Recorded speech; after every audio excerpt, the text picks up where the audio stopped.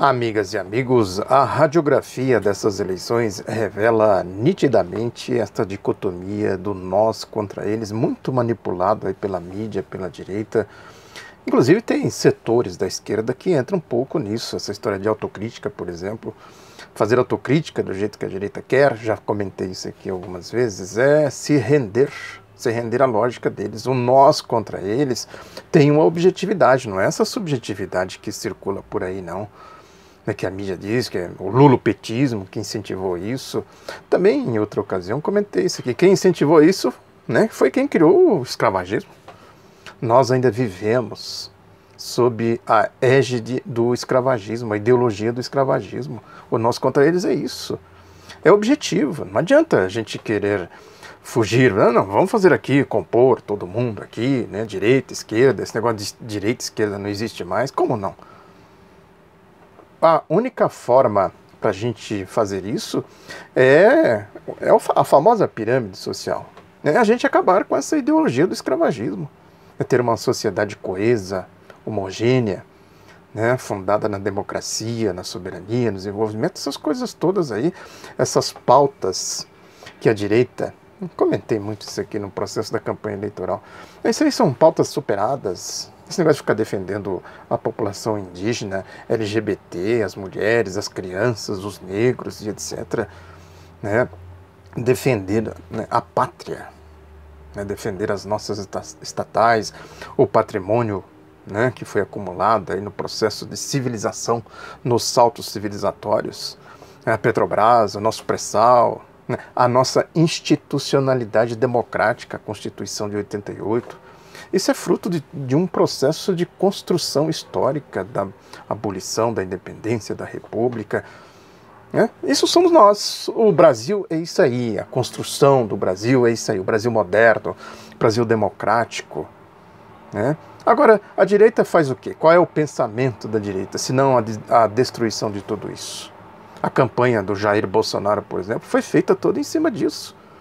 O nós contra eles, portanto, quem faz é a direita.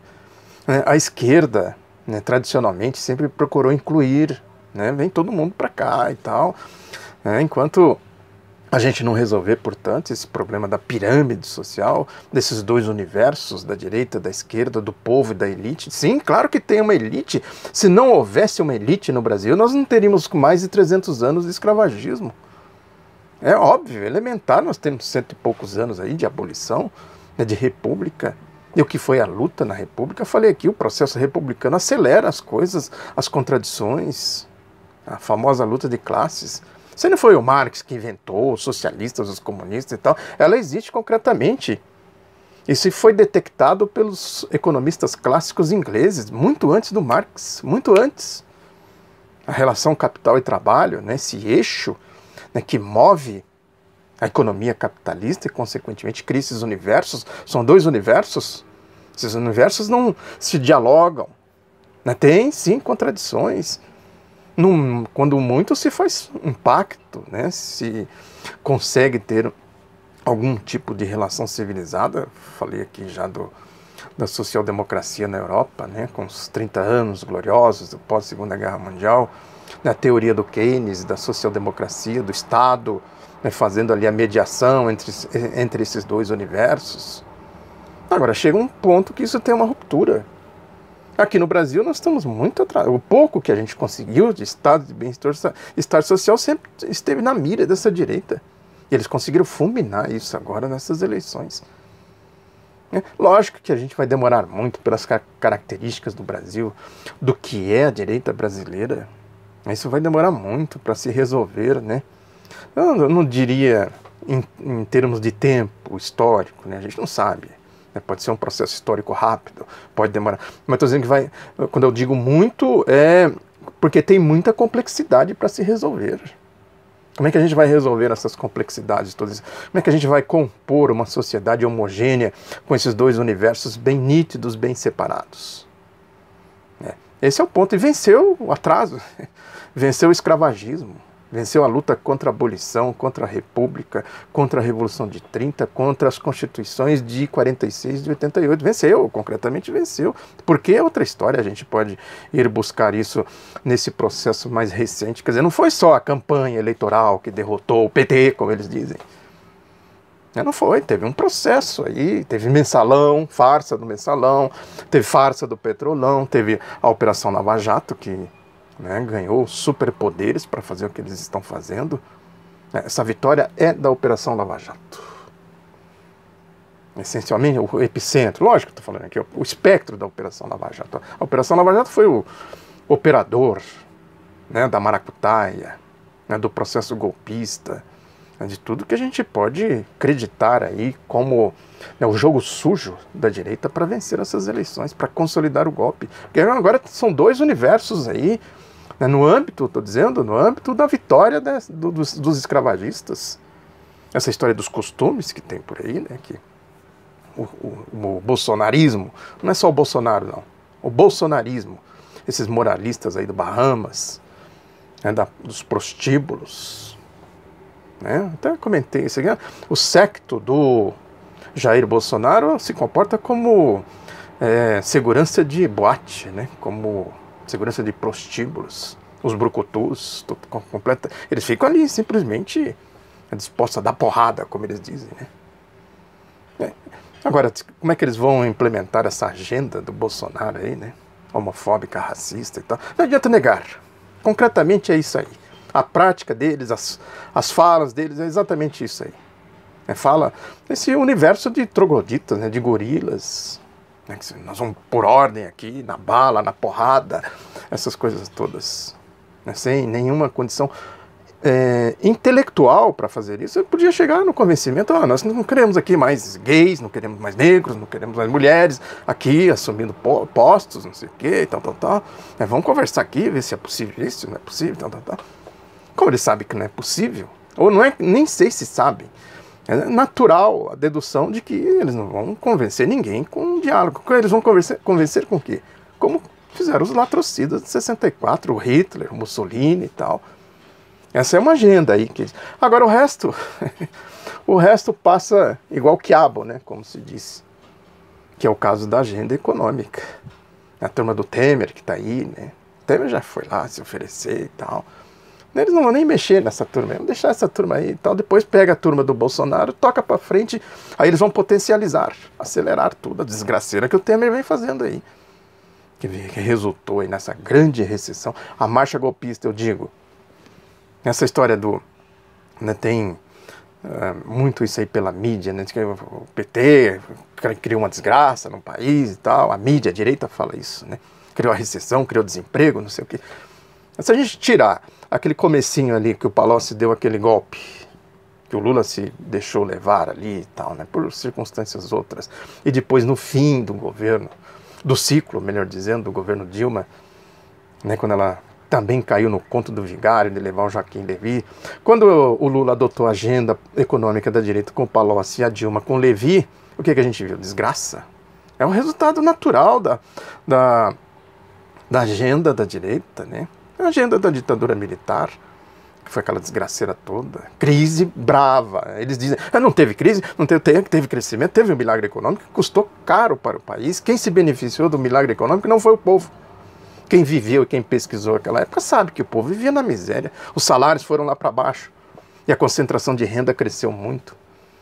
As desgraceiras da era neoliberal do Collor, do Fernando Henrique Cardoso, estava ali com o Palocci e com o Levy, e que depois reapareceu com o Temer, essa desgraceira toda aí. E com o Bolsonaro isso aí vai, sabe-se lá para onde.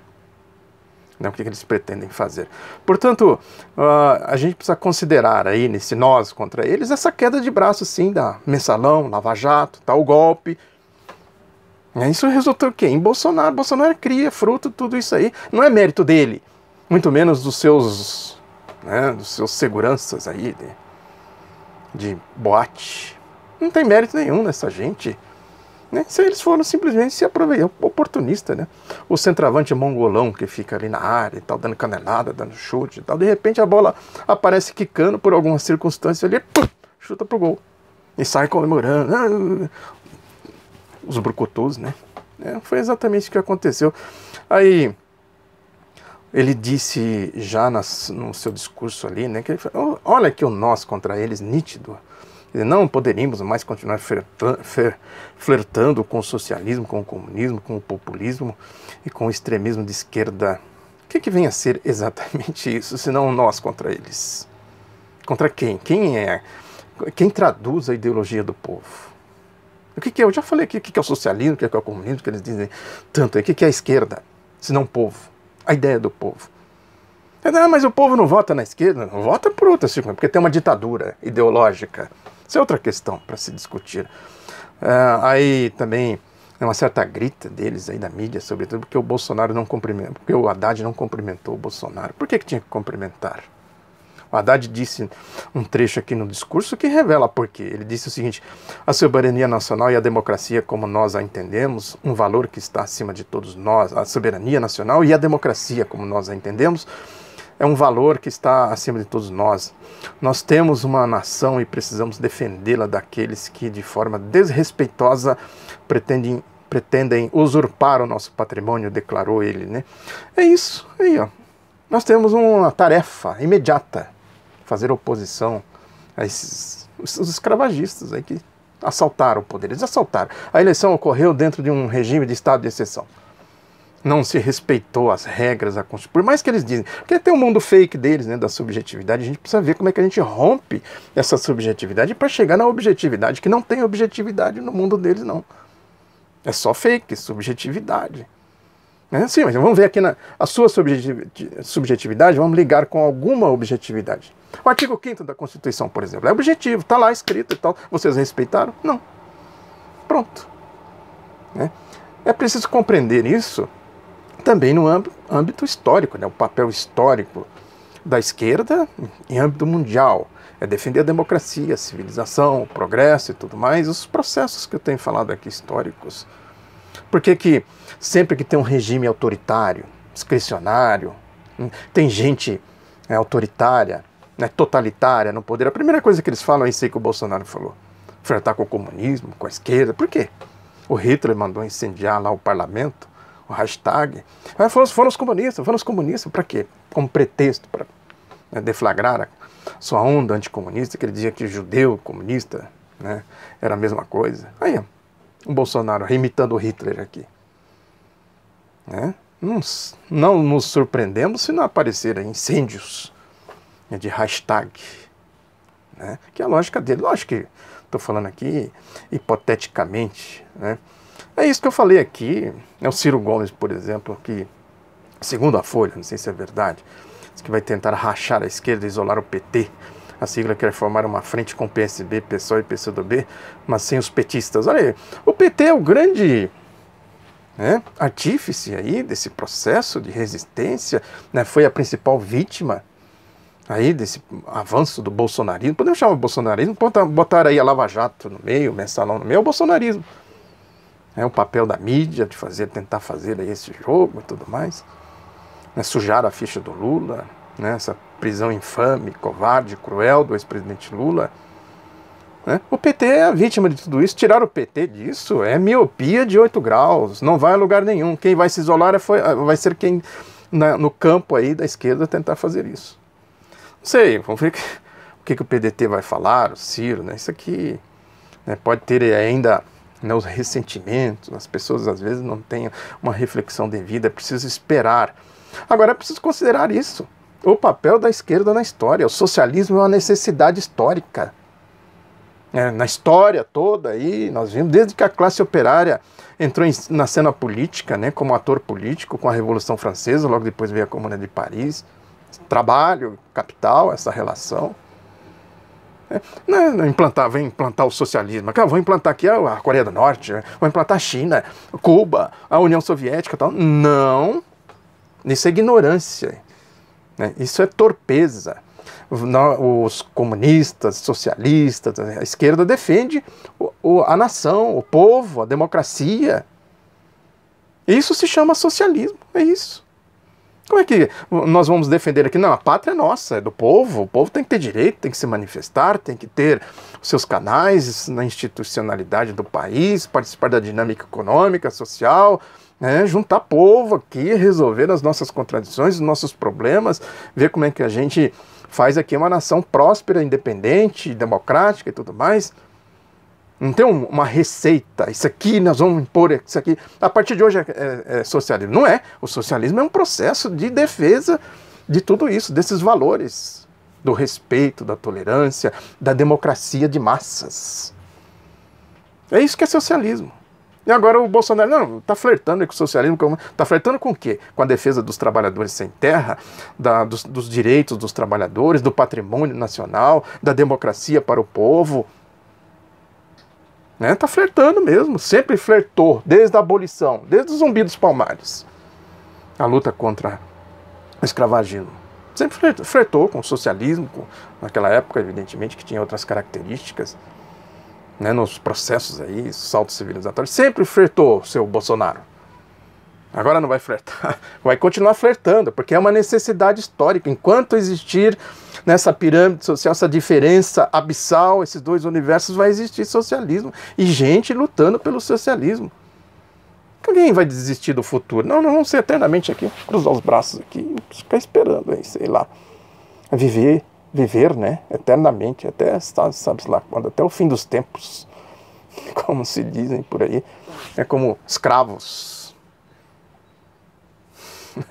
Não espere isso de quem tem fibra, convicção, de quem tem valores morais, éticos, humanos de verdade, como ideologia, né? Essa questão da... Aí eles usam a subjetividade, a fake, essa história da corrupção, por exemplo. Por que eles lançaram mão desta bandeira? É que deu certo. Isso começou na Europa, né? Logo depois do fim do bloco soviético, para ameaçar a social-democracia, o keynesianismo lá, que tinha, sim, muito das ideias marxistas, que resultou no estado de bem-estar social. Para avançar sobre tudo isso, vamos atacar as forças que defendem isso. Quem? Os partidos de esquerda, social-democratas, sobretudo. Corrupção para cá, corrupção na Itália, mãos limpas na Itália, corrupção na Espanha, corrupção na Alemanha, tem corrupção para todo lado, isso virou bandeira. Como eles não tinham lá mecanismo, como eles fizeram aqui, com o plano Truman, da militarização dos golpes de Estado, inventaram essa aí, deu certo. É corrupto, e se espalhou pelo mundo afora. Todos os lugares que eles deram golpe, eles usaram essa bandeira. E aqui no Brasil, a gente viu o poder dessa elite escravagista, lavajatista, do espectro da Operação Lava Jato, como essa gente joga sujo, sem escrúpulos. É uma luta sem escrúpulos. É o nós contra eles de maneira... bateram de frente com a história do Brasil, da acumulação democrática civilizatória do Brasil. Esse golpe agora, isso aqui é a continuidade do golpe. A vitória do Bolsonaro. Isso aí leva o país para um processo pré-revolução de 30, que é a Revolução de 30 que deu institucionalidade à lógica da República. Da proclamação da República, de inserir o povo, os trabalhadores, com a estrutura sindical, com a consolidação das leis do trabalho, com a criação do pluripartidarismo, com a representação dos trabalhadores. O Getúlio criou o PTB, Partido Trabalhista Brasileiro. Não tem nada a ver com esse PTB de agora, que é de direita. Isso joga tudo para trás, pela lógica do Bolsonaro, joga tudo para trás. É isso, o Caixa 2 aí, que eu tenho falado aqui, a história da corrupção, veja a hipocrisia, como a Lava Jato tratou o Caixa 2, como ela varreu corrupção para debaixo do tapete, os depoimentos, as denúncias, como ela tratou, enfim, o Caixa 2. Ela disse que descobriu um esquema na Petrobras. Eu cansei de mostrar documentos aqui, comprovando que eles estão mentindo. Eles não descobriram nada, simplesmente criaram ali para cobertar um esquema que foi criado dentro da Petrobras com esse objetivo mesmo, de entregar. Aí o Bolsonaro chegando aí dizendo, não, vamos preservar o miolo. Mas isso aí é conversa de campanha. Ele vai entregar tudo isso aí nas mãos lá do Paulo Guedes, da equipe econômica, diz que vão zerar o déficit. Aí tá aquela história do teto, em um ano. Como é que eles vão zerar o déficit em um ano? 140, não sei o que, de bilhões de reais. Não vai investir um centavo em infraestrutura, nem saúde, segurança, educação, não sei o que. E tem que arrumar 142, acho que, não sei bem se é esse número, bilhões de reais para cobrir esse déficit em um ano. Como é que eles vão fazer isso? Onde eles vão arrumar isso? Paulo Guedes, vamos privatizar tudo. Em um ano nós vamos privatizar tudo, não vai investir um centavo, né, que depois que nós vamos pegar, aí já entregaram tudo. Aí imagine a desgraceira que vai ser esse país, os estados, os municípios, sem dinheiro, com a infraestrutura quebrada, né, sem nenhuma hipótese de reverter essa tendência de crescimento do desemprego. É isso aí que está posto em questão. Agora, isso tinha que ser debatido na campanha, às claras. Por que não foi? Porque tem uma ditadura, utilizando aqui a ironia deles, né? Tem uma ditadura, antiditadura do proletariado. É isso.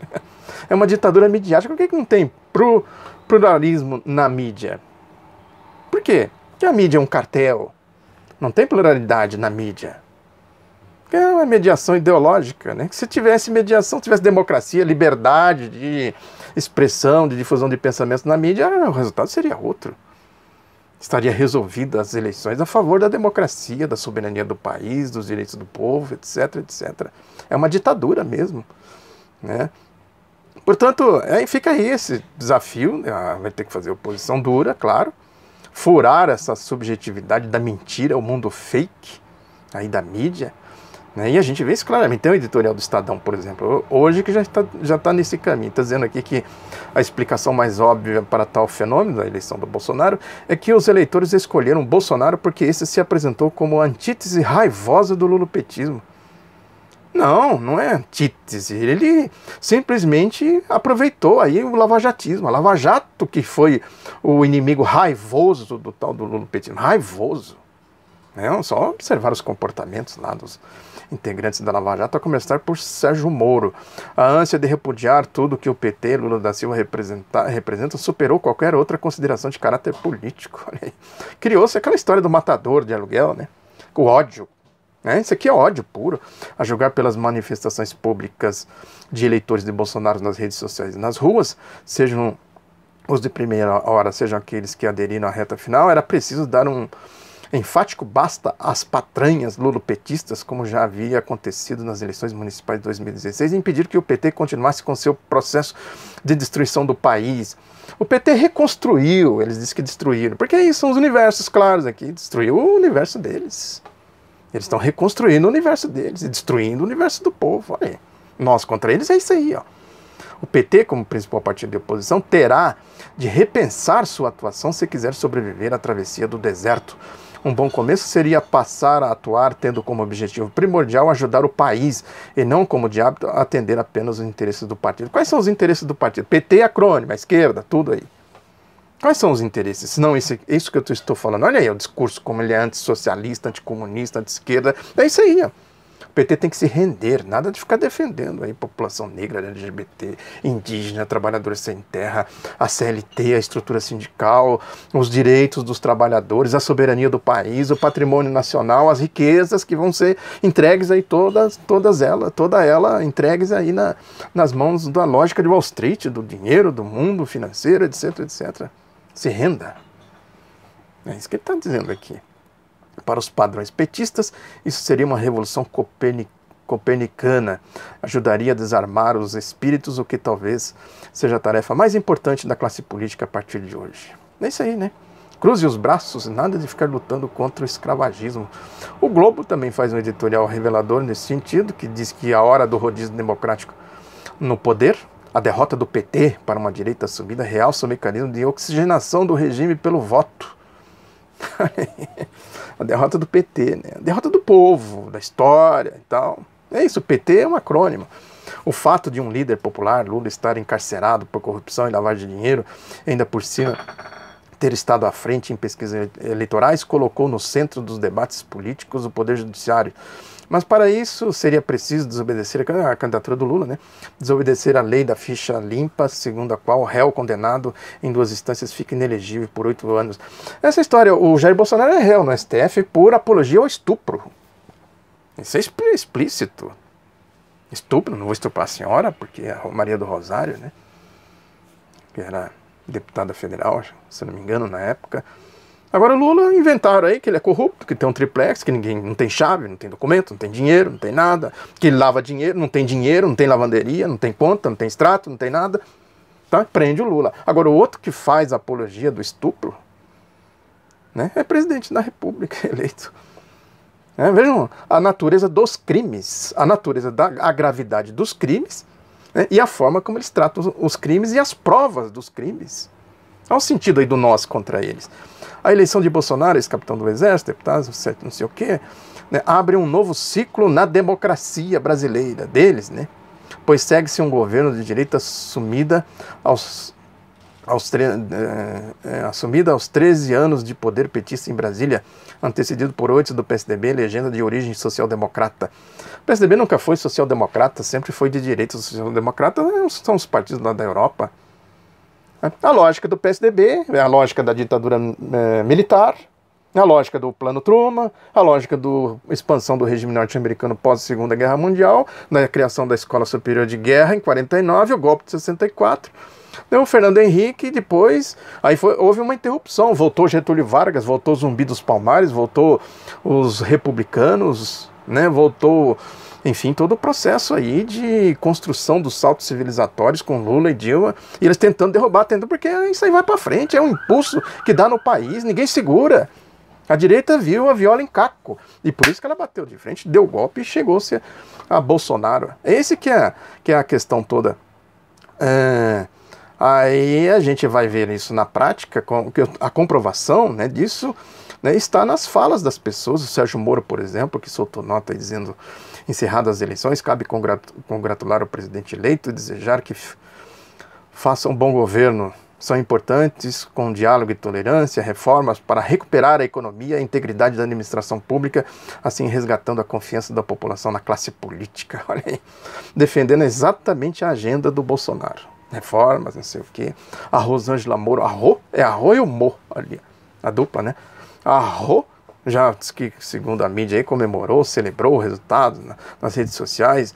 Diz que no perfil dela no Instagram, ela legendou com feliz um vídeo que tem uma montagem do Cristo Redentor no Rio de Janeiro, apontando para o número 17. Aí, eles se entendem, eles são do mesmo nível, né? Bolsonaro, Moro, Rosângela Moro, os Boquirrotos, Deltan Dallagnol, Carlos Fernando Santos Lima, mesmo nível, né? É importante também observar o comportamento aí desses, né, sabujos aí do Poder Judiciário. Mesmo a Rosa Weber, do TSE, teve um papel, né, de ser mais firme nessa questão do Caixa 2, da fake news aí, do Jair Bolsonaro. A Globo já pôs o Luiz Roberto Barroso para falar o pangaré deles lá e tal, e fala.